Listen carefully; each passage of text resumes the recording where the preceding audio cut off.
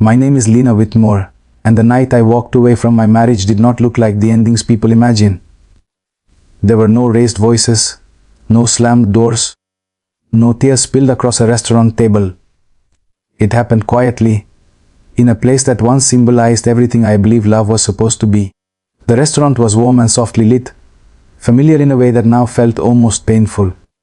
Ryan Whitmore, my husband of 8 years, sat across from me at a small corner table near the window.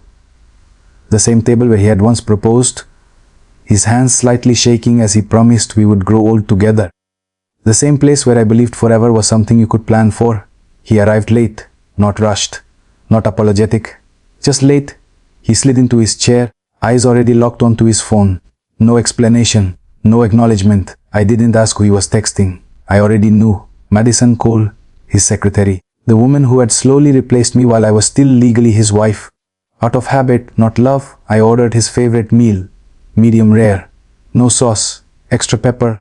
I had memorized his preferences years ago, back when they felt like intimacy instead of obligation. He barely noticed. He cut into the steak, chewed absently, smiled at his screen, and treated my presence like a task he had already completed. I told him I was leaving the city. I told him I was moving to a small coastal town in Oregon. I told him I was starting over. For the first time that evening, he looked up. Surprise flickered across his face for just a second before disappearing. He shrugged like I had mentioned the weather.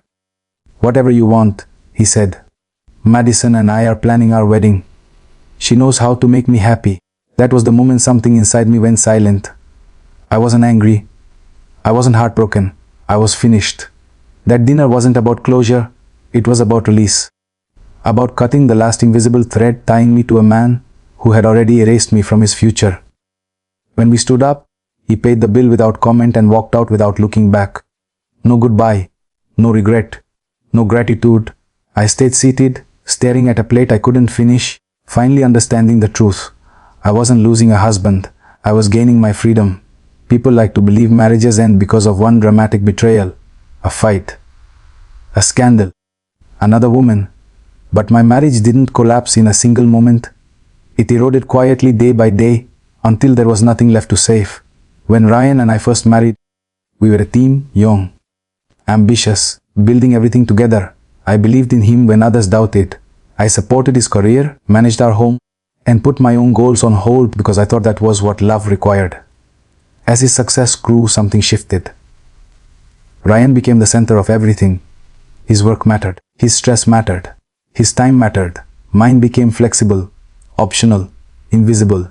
Conversations turned into instructions. Affection faded into silence. I wasn't a partner anymore. I was logistics.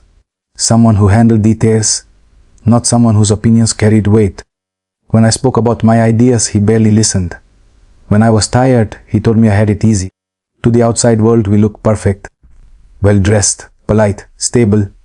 But inside that marriage, I was living with emotional neglect that drained me slowly, quietly, until I barely recognized myself.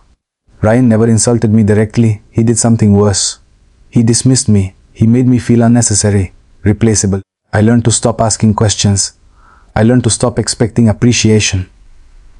I swallowed disappointment and told myself this was normal. That marriage meant sacrifice. That love meant endurance. But there is a difference between compromise and erasure. I wasn't unhappy because Ryan worked late. I was unhappy because I no longer existed in his life as a person. I was an accessory to his success. A background figure in a story he believed was only about him. By the time Madison appeared, the marriage was already dying. She didn't destroy something strong. She stepped into a space that had been empty for a very long time. And deep down, I knew it. The day I discovered the truth about Madison, there was no explosion, no screaming match, no tears crashing onto the kitchen floor. What I felt in that moment was not rage. It was clarity. Ryan had left his laptop open on the dining table. I wasn't looking for anything. I wasn't suspicious. A notification simply appeared on the screen. Her name. A heart emoji. Familiar words that once belonged to me. I read enough to understand everything. They didn't talk like two people who had just crossed a line. They spoke like two people already living in a future where I no longer existed. Plans layered into sentences. Inside jokes built on intimacy. Casual complaints about me, subtle but cruel, spoken as if I were already gone. I closed the laptop carefully, as if the smallest sound might break whatever was holding me together. My hands didn't shake. My heart didn't race. Something inside me had already stepped back. That night, Ryan came home late. He smelled like unfamiliar perfume and borrowed confidence. He talked about work, about meetings, about stress. He didn't look at me once. I didn't accuse him. I didn't ask questions I already knew the answers to. I simply listened. And for the first time, I saw him clearly. Not as my husband, not as the man I once loved, but as someone who had chosen comfort over honesty, ego over loyalty. I understood something then. If I screamed, he would deny it. If I cried, he would minimize it. If I begged, he would resent me. So I did none of those things. The next morning, I contacted a lawyer. Quietly, methodically, I gathered my documents. I separated what was mine. I stopped sharing my thoughts, my fears, my hopes. Ryan noticed the change but misunderstood it. He thought my silence meant surrender. He thought I would stay, adjust, accept less, like I always had. He was wrong. I didn't leave because of Madison. I left because I recognized the woman I was becoming if I stayed.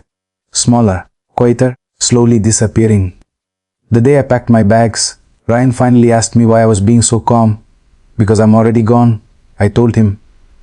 And this time I'm not coming back. I didn't announce my departure. I didn't post quotes about healing or freedom. I simply left.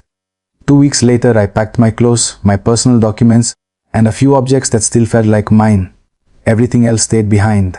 The apartment, the furniture, the version of my life that no longer fit me. I moved to a small coastal town in Oregon called Harbor Pine. The kind of place people pass through, not escape to. Quiet streets, old houses. The sound of the ocean carried on the wind. The house belonged to my grandmother, a modest 2-story home with a small garden out front and roses climbing along the stone wall. She used to tell me that roots matter more than appearances. Only now did I understand what she meant. In Harbor Pine, no one knew who I used to be.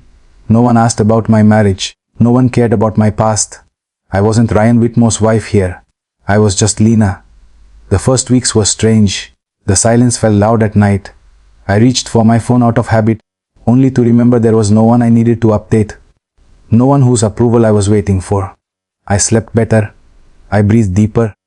I walked along the shoreline in the mornings and let the cold air clear my thoughts. For the first time in years, my mind wasn't racing to keep up with someone else's expectations. I didn't feel lonely.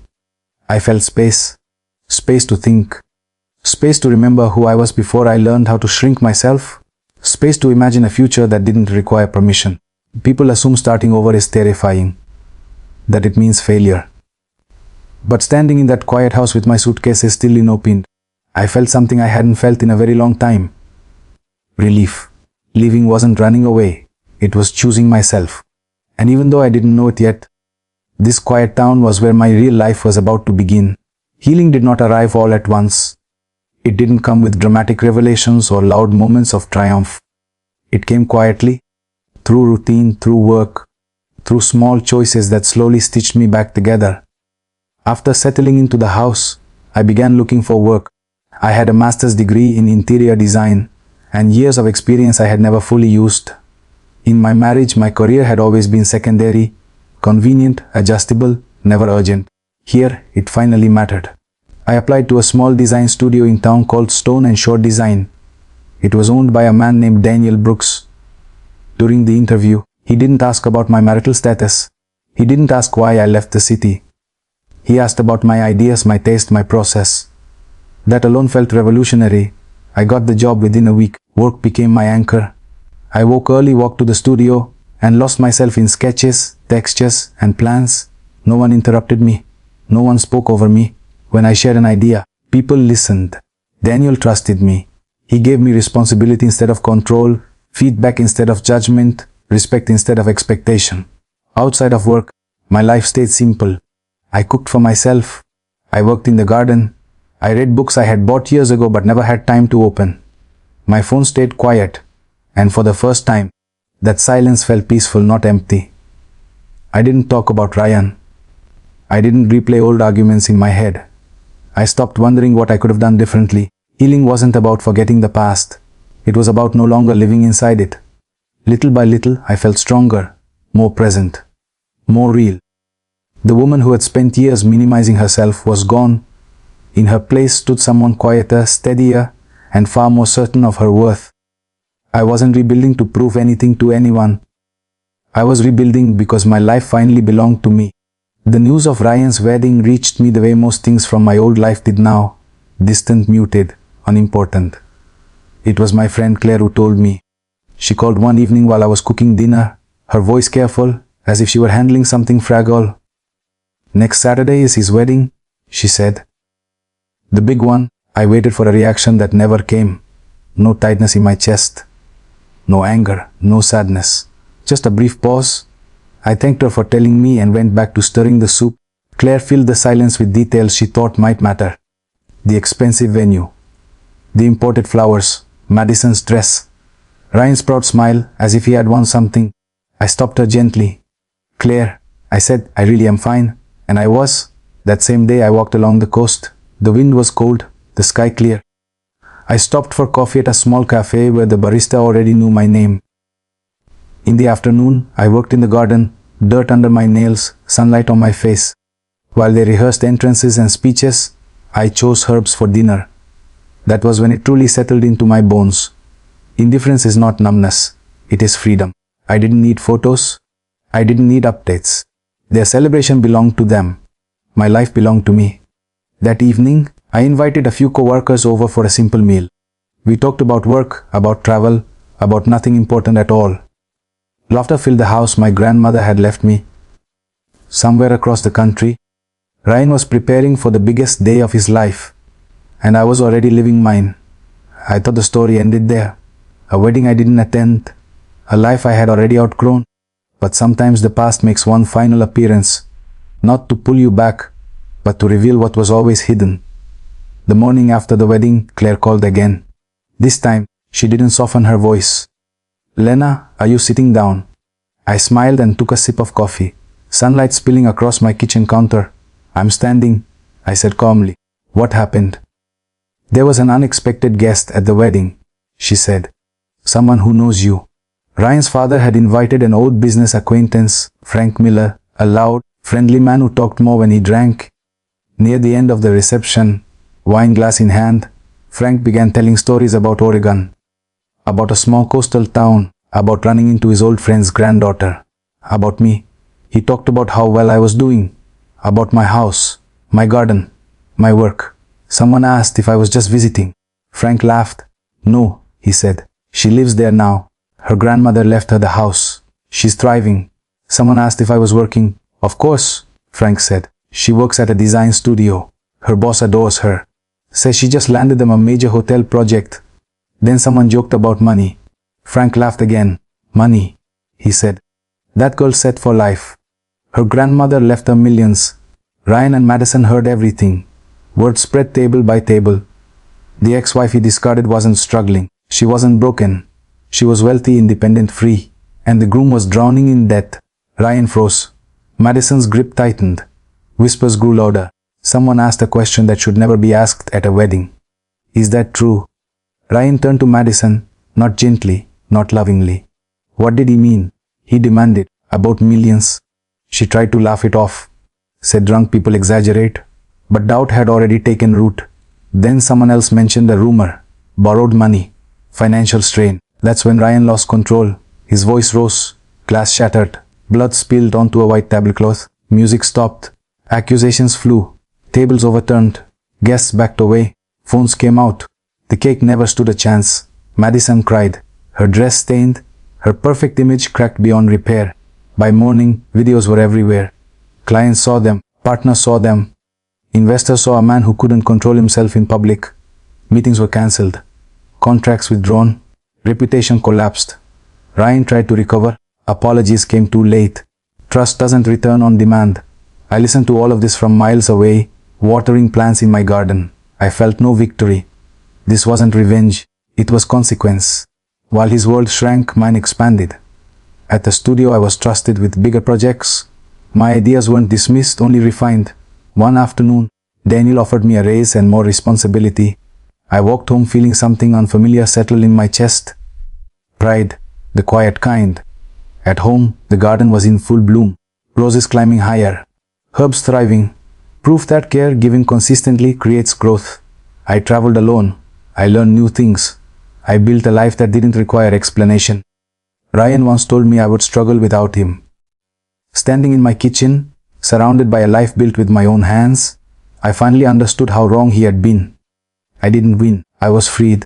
For a long time, I thought strength meant staying, enduring, proving loyalty by surviving silence. I was wrong. Real strength was knowing when to leave without destroying myself. I didn't expose him.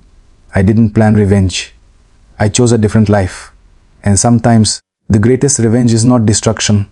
It is peace.